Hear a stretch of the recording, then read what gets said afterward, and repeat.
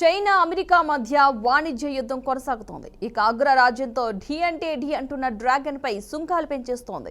ఇప్పటిదాకా చైనాపై విధించిన టారిఫ్లను మొత్తంగా లెక్కిస్తే 145% ఉంటాయని యుఎస్ స్పష్టం చేసింది. అయితే బుధవారం నాటికి 125% అని ట్రంప్ పేర్కొనగా అది గురువారం వరకు 145% పెంచినట్లు వైట్ హౌస్ కార్యనిర్వాహక ఉత్తర్వులు జారీ చేసింది.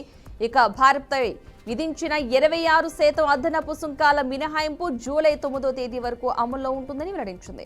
గతంలో అమల్లో ఉన్న 10% సుంకాలు కొనసాగుతాయని చెప్పుకొచ్చింది. అలాగే చైనాపై మరింతగా పన్నులు పెరగడంతో అమెరికా స్టాక్ మార్కెట్లు మళ్లీ నష్టాల్లోకి జారుకున్నాయి.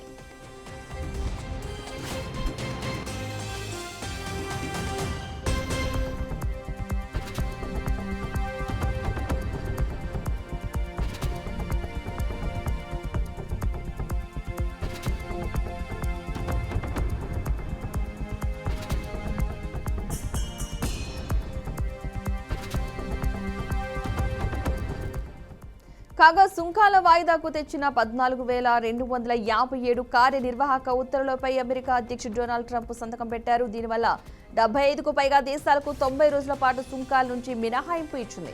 చైనా, హాంకాంగ్, మాకౌలకు మాత్రం ఇది వర్తించదు అని పేర్కొన్నారు. అయితే పన్నులపై అమెరికాతో వివాదానికి దిగుతున్న చైనా కాస్త వెనక్కి తగ్గిపోయింది.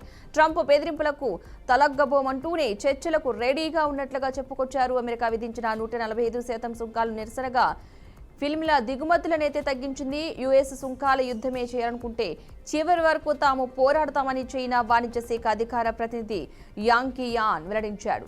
ఇక చైనాతో ఢీ చేయాలంటే ఒత్తిళ్లు, బెదిరింపులు, బ్లాక్మెయిల్లు సరైన మార్గం కాదని పేర్కొన్నారు. ఇరు దేశాలు కలిసి కూర్చుని విభేదాల పరిష్కారానికి కృషి చేస్తామని చైనా చెప్పుకొచ్చింది.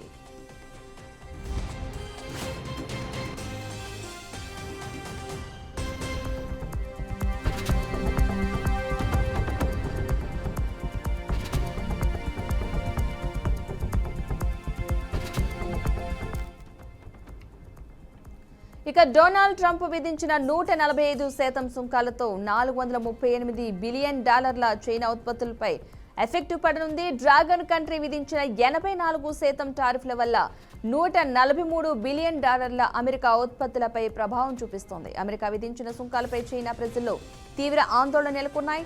యుఎస్కు తమ ఉత్పత్తులను ఎగుమతి చేసే కంపెనీలు ఉద్యోగులకు లే ఆఫ్లు ప్రకటిస్తున్నాయని నెట్టింట పోస్టులు వెలువడుతున్నాయి.